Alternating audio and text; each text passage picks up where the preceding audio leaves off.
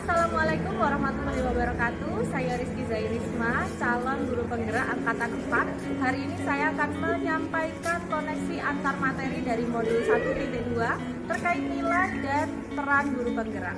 Selamat menyaksikan.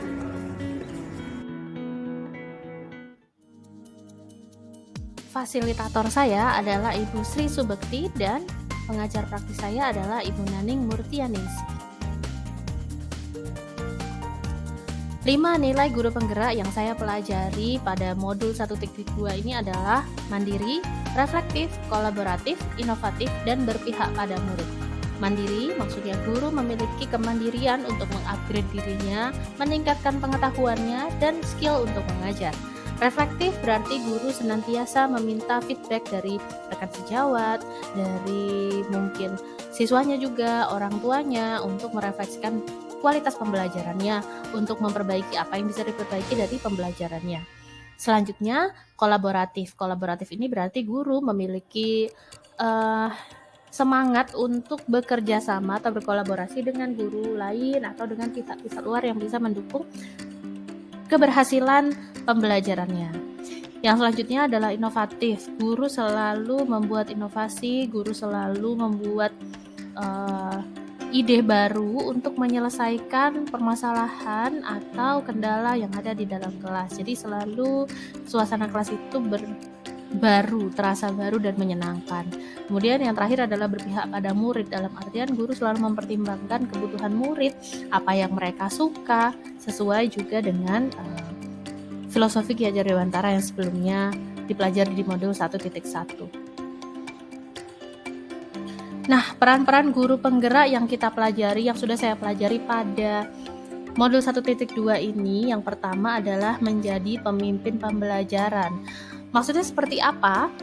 Peran guru penggerak sebagai pemimpin pembelajaran ini berarti dia selalu berusaha menciptakan well-being ekosistem atau lingkungan yang nyaman untuk digunakan anak-anak belajar, sehingga kenyamanan belajar bisa tercapai dan kemudian pembelajaran itu selalu berpihak pada murid. Yang kedua, menggerakkan komunitas praktisi. Pada peran ini berarti guru memiliki komunitas belajar, menggerakkan komunitas belajarnya. Contohnya misalnya MGMP atau KKG di dalam sekolah dan seterusnya. Kemudian juga berani dan berbagi praktik baik yang dia lakukan di sekolah agar bisa bermanfaat bagi komunitas praktisi di sekolah lainnya juga. Yang ketiga adalah menjadi coach atau pelatih bagi guru lain. Caranya adalah dengan mendeteksi kekurangan apa yang perlu dikembangkan di sekolah begitu ya, sehingga kemudian kita bisa menawarkan diri untuk menjadi mentor untuk memperbaiki kekurangan tersebut. Kemudian dari sini guru penggerak juga harus mampu merefleksikan pengalamannya untuk bisa bermanfaat bagi pembelajaran orang lain. Dan yang terakhir tujuannya adalah untuk memperbaiki pembelajaran itu sendiri. Yang keempat, mendorong kolaborasi antar guru. Jadi secara frekuentif, guru penggerak harus mau dan mampu mendorong kolaborasi antar guru, sehingga akhirnya tercipta sebuah ruang diskusi positif, membangun dialog dengan guru-guru yang lain untuk meningkatkan kualitas pembelajaran. Yang terakhir adalah mewujudkan kepemimpinan murid. Jadi kita perlu melakukan peningkatan kemandirian mereka agar mereka berani memimpin dan kita juga harus memunculkan motivasi murid. Jadi murid itu tidak selamanya akan berada bersama kita, makanya kita harus membiasakan mereka untuk mandiri belajar. Mereka harus punya motivasi sendiri. Oh, belajar itu fungsinya untuk apa? Nanti kalau belajar saya akan dapat apa? Nah, itu kita perlu mengajarkannya kepada mereka. Dan yang terakhir adalah mendidik karakter murid. Jadi dengan mewujudkan kepemimpinan murid akan banyak karakter yang tuntas dari mereka, sehingga kita akan mendapati murid menjadi pelajar-pelajar yang lebih kuat ya, lebih tangguh dalam belajar, sehingga nantinya profil pelajar Pancasila bisa tercapai. Lalu apa kaitannya antara nilai dan peran guru penggerak dengan filosofi Ki Hajar Dewantara? Nah, pada filosofi Ki Hajar Dewantara itu kita diajak untuk memuliakan murid, kemudian mengintegrasikan permainan, dan kita membuktikan bahwa kita harus bahagia belajar saat bersama mereka. Nah, sedangkan pada nilai guru penggerak, kita harus memiliki sifat mandiri, reflektif, kolaboratif, dan inovatif, serta berpihak pada murid, yang ini semua adalah nilai yang sangat penting agar visi-visi dalam filosofi itu bisa tercapai. Kalau gurunya tidak memiliki nilai-nilai ini, maka kan sulit kita membuat murid bahagia saat belajar, atau jangan-jangan gurunya yang belum mampu bahagia saat mengajar. Maka nilai-nilai guru penggerak ini menjadi sangat penting untuk dikuasai. Nah, dari menguasai nilai ini, kemudian kita juga harus melihat peran-perannya apa saja ya. Peran-peran yang harus kita lakukan adalah 5 peran yang sudah saya jelaskan sebelumnya itu tadi. Dengan mengetahui peran-peran itu, kita akan mampu mencapai tujuan bersama untuk memuliakan murid, kemudian menciptakan merdeka belajar dan merdeka mengajar.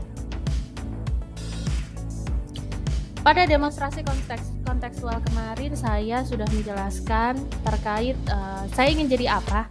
Saya ingin jadi seperti apa 9 bulan lagi. Saya memetaforkan diri sebagai kupu-kupu ya, dimana sekarang mungkin saya sedang haus ilmu seperti ulat yang terus makan terus gitu ya, makan terus, ilmunya dilahap terus gitu ya oleh saya.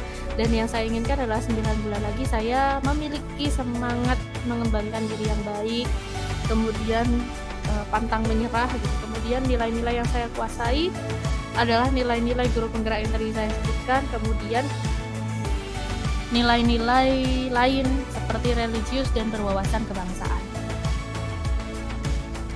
Lalu strategi agar nilai tersebut tercapai adalah yang pertama, selalu berpikiran terbuka, berani melakukan hal baru, pantang menyerah saat menemukan tantangan, dan berkomunikasi positif dengan orang-orang yang bisa membantu. Saya mengambil quote dari Stephen Covey ya, dari buku The 7 Habits of Highly Effective People, Powerful Lessons in Personal Change Interactive Edition. Interdependent people combine their own efforts with the efforts of others to achieve their greatest success. Dalam artian orang-orang akan bisa mencapai kesuksesan dengan cara mengombinasikan usahanya dengan usaha orang lain. Maksudnya di sini adalah berkolaborasi. Jadi kita mengkolaborasikan usaha yang kita lakukan dengan usaha orang lain untuk mencapai keberhasilan yang lebih besar. Maka saya sadar bahwa untuk keberhasilan saya agar benar-benar bisa menjadi kupu-kupu 9 bulan ke depan, saya harus memahami peran-peran orang di sekitar saya yang kira-kira bisa membantu saya. Yang pertama adalah kepala sekolah untuk mengizinkan saya melakukan berbagai inovasi yang ada di kelas maupun di tingkat sekolah. Kemudian rekan sejawat untuk berkolaborasi dan memberikan dukungan, mungkin dukungan moral ya, atau ketika membantu mengondisikan anak-anak dan seterusnya. Kemudian orang tua atau wali murid yang senantiasa bersemangat ya menyambut program-program baru dari gurunya untuk mencapai tujuan yang lebih baik untuk anaknya. Yang keempat adalah teman-teman di MGMP yang selalu bersama-sama sharing informasi, sharing kemampuan, bersama-sama meningkatkan skill. Dan yang kelima adalah keluarga. Tanpa keluarga, saya bukan apa-apa. Maka keluarga ini menjadi penyokong utama ya, meskipun ibunya harus bersemangat belajar ini dan itu, kalau anak-anak dan suami selalu membantu, insya Allah akan terwujud gitu ya apa yang saya inginkan. Terima kasih sudah menyimak koneksi antar materi saya kali ini. Sampai jumpa di aksi nyata. Wassalamualaikum warahmatullahi wabarakatuh.